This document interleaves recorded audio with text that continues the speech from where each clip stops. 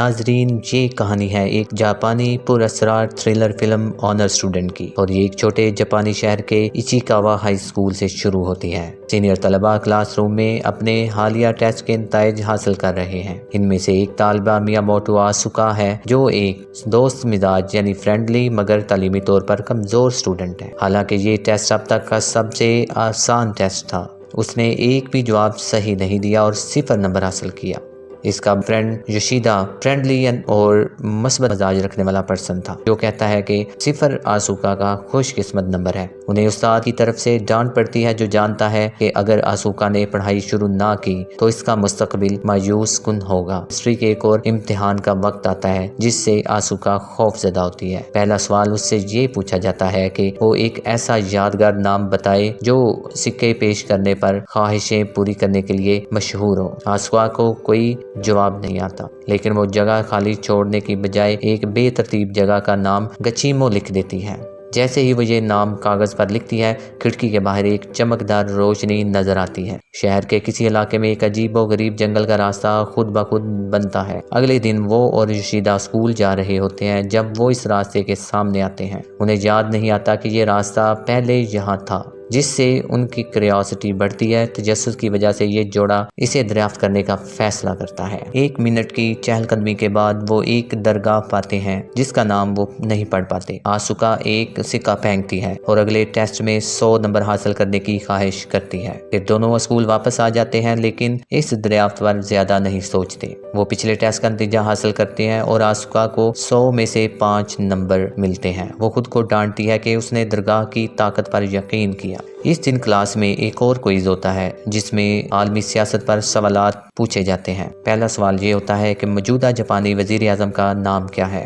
آسوکا کو کچھ پتہ نہیں ہوتا، لیکن کاغذ خالی چھوڑنے کی بجائے وہ اس پر یوشیدا یعنی اپنے فرینڈ کا نام لکھ دیتی ہے۔ اس کے بعد اس کو باقی سوالات کا جواب نہیں آتا، تو وہ بجائے اس کے جواب دینے کے سو جاتی ہے۔ اسکول کے بعد آسوکا اور یوشیدا اس کے گھر آتے ہیں۔ جیسے ہی وہ اندر داخل ہوتے ہیں، انہیں اس کے والدین کی لڑائی کی آواز آتی ہے۔ اس کا والد ایک سیلز مین ہے جو فارغ ہونے والا ہے، جبکہ اس کے والدہ ایک کم عمر شخص کے ساتھ افیئر میں ہے۔ آسوکا یوشیدا سے کہتی ہے کہ وہ انہیں نظر انداز کرے اور اسے اپنے کمرے میں لے جاتی ہے۔ راہ میں یوشیدا ایک دروازے کے باہر خالی پلیٹیں اور پیالے دیکھتا ہے۔ یہ پتہ چلتا ہے کہ آسوکا کا ایک جڑواں بھائی ہے جس کا نام کیسوکے ہے۔ وہ بچپن ہی سے اپنی پڑھائی میں بہترین تھا۔ اس نے کبھی بھی کسی ٹیسٹ میں مکمل نمبر سے کم نمبر حاصل نہیں کیے، مگر ایک دن وہ ہائی اسکول کے ایڈمیشن ٹیسٹ میں فیل ہو گیا۔ تب سے وہ اپنے کمرے میں بند ہو گیا۔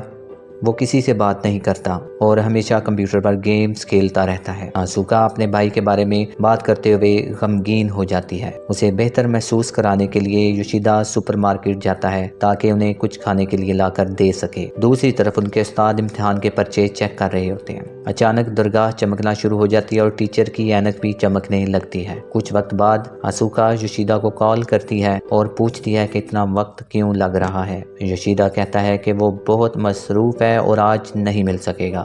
کال کے فوراً بعد اسے اپنے ہم جماعت سے ایک پیغام ملتا ہے، جس میں کہا جاتا ہے کہ یوشیدا بہت بڑے مسئلے میں پھنس گیا ہے۔ یہ پتہ چلتا ہے کہ وہ جاپان کا وزیر اعظم منتخب ہو چکا ہے۔ اس کی وزیر اعظم کے طور پر کیمروں کے سامنے پوز دینے کی ویڈیوز سوشل میڈیا پر وائرل ہو رہی ہیں۔ اگلے دن آسوکا اسکول جاتی ہے۔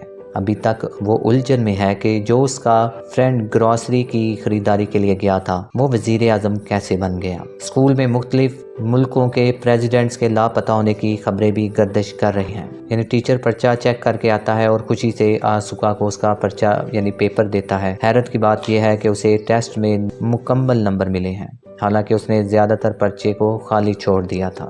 جب آسوکا غور کرتی ہے تو اسے یہ سمجھ آتا ہے کہ یوشیدا وزیر اعظم اس لیے بن گیا کیونکہ آسوکا نے ٹیسٹ میں یہی لکھا تھا۔ اس طرح دوسرے ممالک کے پریزیڈنٹ اس لیے لاپتہ ہو گئے کیونکہ اس نے باقی تمام سوالات کو خالی چھوڑ دیا تھا۔ درگاہ نے اس کی خواہش پوری کی، مگر وہ طریقہ جس سے اس نے یہ سب حاصل کیا وہ نہیں تھا جو آسوکا نے سوچا تھا کہ دنیا اس کے جوابات کے مطابق بدل جائے گی تاکہ وہ مکمل نمبر حاصل کر سکے۔ اپنی غلطی کو درست کرنے کے لیے وہ تمام درست جوابات گوگل کرتی ہے اور انہیں ٹیسٹ کے پرچے پر لکھ دیتی ہے۔ خوش قسمتی سے اس کا منصوبہ کامیاب ہو جاتا ہے اور رشیدہ کو اس کے پہلے دن ہی وزارت سے نکال دیا جاتا ہے۔ دنیا بھر کے صدور بھی فوراً بازیاب ہو جاتے ہیں اور سب کچھ معمول پر آ جاتا ہے۔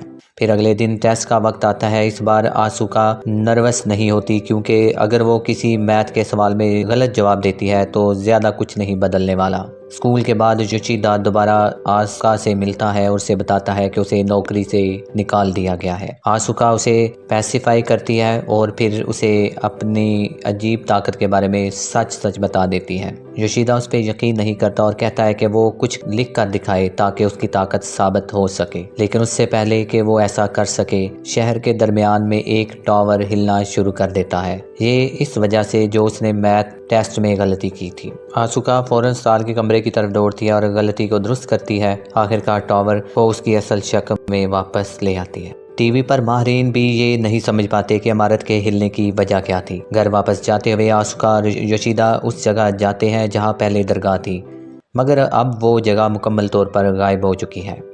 چونکہ انہیں اس کا نام یاد نہیں ہے، وہ دوبارہ اس کی تلاش نہیں کر سکتے۔ اب دنیا کو بچانے کا واحد طریقہ یہ ہے کہ آسوکا محنت سے پڑھائی کرے اور تمام سوالات کے صحیح جوابات دے۔ اپنی بہترین کوشش کرنے کے لیے وہ اس رات پڑھائی کرنے بیٹھتی ہے، مگر کچھ ہی منٹ بعد سو جاتی ہے۔ اگلے منظر میں آسوکا اور یوشیدا استاد کے کمرے کے باہر کھڑے ہوتے ہیں، صبر سے انتظار کر رہے ہوتے ہیں کہ اپنے ٹیچر حالیہ ٹیسٹ کے پرچے چیک کرے۔ جیسا کہ متوقع تھا، آسوکا کو مکمل نمبر ملتے ہیں، لیکن وہ چاہتی ہے کہ دنیا میں زیادہ بڑی تبدیلی نہ آئے۔ گھر واپس پہنچ کر اس کے والد اسے خوش ہو کر خوش آمدید کہتے ہیں کیونکہ اس نے اپنے کیریئر کی سب سے بڑی سیل کی ہے۔ آسوکا نے انجانے میں آخری ٹیسٹ میں یہ لکھ دیا کہ نل کا پانی توانائی کا سب سے قیمتی ذریعہ ہے۔ اس وجہ سے لوگوں نے زیادہ پانی صاف کرنے والے پمپ خریدے اور نتیجتاً اس کے والد کو بہت پیسہ ملا۔ وہ ایک لمحے کے لیے پریشان ہو جاتی ہے، لیکن اپنے والد کو خوش دیکھ کر وہ فیصلہ کرتی ہے کہ فی الحال دنیا کو ویسا ہی رہنے دے۔ اس دن کے آخر میں خبریں دنیا بھر میں پانی کے لیے ہونے والی ہنگامہ آرائی کو رپورٹ کرتی ہوئی نظر آتی ہیں۔ جب حالات قابو سے باہر ہو جاتے ہیں، آسوکا فوراً جواب کی شیٹ درست کرتی ہے اور دنیا کو واپس معمول پر لے آتی ہے۔ اچانک سے اپنے والدین کے ازدواجی مسائل حل کرنے کا خیال آتا ہے اور وہ اپنی طاقت کا استعمال کرتی ہے۔ اگلے ٹیسٹ میں اس سے ایک ایسے خلا باز کا پوچھا جاتا ہے جو طویل خلائی سفر پر جانے والا ہے۔ وہ اپنی ماں کے بوائے فرینڈ کا نام لکھ دیتی ہے اور اگلے دن اس کو خلا میں بھیج دیا جاتا ہے۔ اس وجہ سے وہ اس کی ماں کا پیچھا چھوڑ دیتا ہے اور اب اس کی ماں اپنے خاندان اور اپنے شوہر پر توجہ مرکوز کرنا شروع کر دیتی ہے۔ آسوکا کی زندگی مزید زیادہ بہتر نہیں ہو سکتی۔ اب اس کے پاس صرف ایک شخص ہے جس کی مدد کرنی ہے، وہ ہے اس کا جڑواں بھائی کیسوکے۔ اگلے ٹیسٹ میں وہ لکھتی ہے کہ اس کا بھائی باہر آ کر سب کو صبح بخیر کہے گا۔ اس کا منصوبہ ویسا نہیں چلتا جیسا اس نے سوچا تھا، کیونکہ کیسوکے کے باہر آنے کی بجائے اس کے والد اس کے کمرے میں دھکیل کر اسے باہر آنے پر مجبور کر دیتے ہیں۔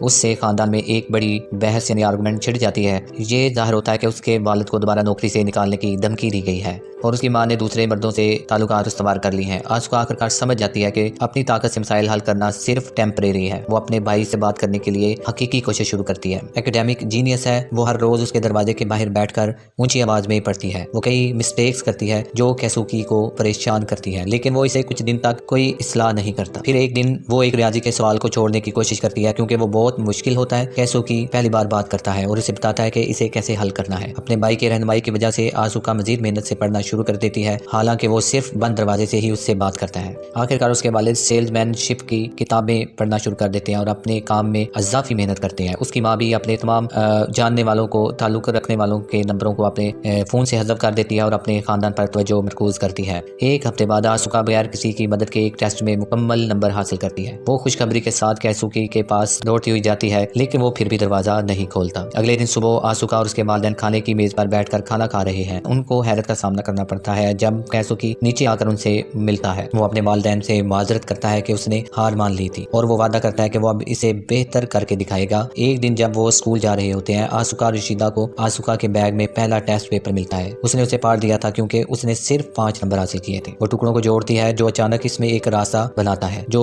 درگاہ تک پہنچتا ہے۔ صرف تب وہ یہ نوٹ کرتی ہے کہ اس نے پہلے جواب میں گچیمو نام کی ایک خواہش پوری کرنے والے درگاہ کے بارے میں لکھا تھا۔ یہ مکتبہ اسی وجہ سے یا یہ درگاہ اسی وجہ سے ظاہر ہوا تھا۔ وہ دونوں جلدی سے درگاہ میں جاتے ہیں اور اس خواہش کو واپس کرنے اور دنیا کو معمول پر لانے کی درخواست کرتے ہیں۔ وہ کچھ ہونے کا انتظار کرتے رہتے ہیں اور مایوس ہو جاتے ہیں جب کچھ نہیں بدلتا۔ اسکول میں استاد ایک اور ٹیسٹ لیتا ہے۔ اس بار دنیا کے جغرافیہ اور آبادی کے بارے میں پوچھا جاتا ہے۔ اچانک آسوکا کو یاد آتا ہے کہ مکتبہ نے اس کی خواہش صرف اس لیے پوری کی تھی کیونکہ اس نے ایک سکے کی پیشکش کی تھی۔ اس کا مطلب ہے کہ خواہش کو واپس کرنے کے لیے اسے ایک کوائن یعنی ایک سکہ واپس لینا ہوگا۔ وہ جلدی سے ٹیسٹ مکمل کرتی ہے اور سکے کو واپس لینے کے لیے دوڑتی ہے، تاہم سکہ ایک بند صندوق میں موجود ہوتا ہے۔ وہ ایک چھڑی استعمال کر کے اسے نکالنے کی کوشش کرتی ہے اور تقریباً کامیاب ہو جاتی ہے۔ کہیں اور کیسوکی اور اس کے والدین اپنے مستقبل کے بارے میں بات کر رہے ہیں۔ وہ خوش ہے کہ بالآخر اس نے وقفے کو عبور کر لیا ہے۔ وہ اپنے آگے کی زندگی کے لیے پرجوش ہے۔ اس کی ماں بھی اپنے شوہر کو اتنی پریشانی دینے پر معذرت کرتی ہے۔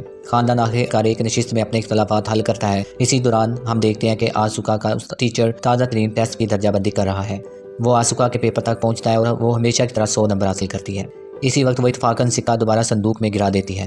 اچانک سکہ اس پر تیز روشنی ڈالتا ہے۔ چند سیکنڈ بعد درگاہ کے سامنے کچھ موجود نہیں ہوتا۔ دراصل پورا شہر، ملک اور دنیا خالی ہو جاتی ہے، جیسے ہر انسان اچانک غائب ہو گیا ہو۔ آخری منظر میں ہم دیکھتے ہیں کہ آسوکا کے حالیہ ٹیسٹ میں آخری سوال یہ تھا کہ موجودہ دنیا کی آبادی کیا ہے۔ چونکہ آسوکا نے اسے خالی چھوڑ دیا تھا، انسانوں کا وجود ختم ہو جاتا ہے۔ یہ کہانی ہمیں بتاتی ہے کہ زندگی کے مسائل کسی جادوئی راستے سے حل نہیں ہو سکتے، بلکہ ان کو حل کرنے کے لیے صبر، حوصلے اور محنت سے کام لینا چاہیے۔ ہمیں مزید یہ بھی یاد رکھنا چاہیے کہ طاقت یا وسائل کا غلط استعمال وقتی فائدہ تو دے سکتا ہے، لیکن اس کے نتائج، اس کے سائیڈ ایفیکٹس زندگی میں مزید سنگین مسائل کو جنم دے سکتے ہیں۔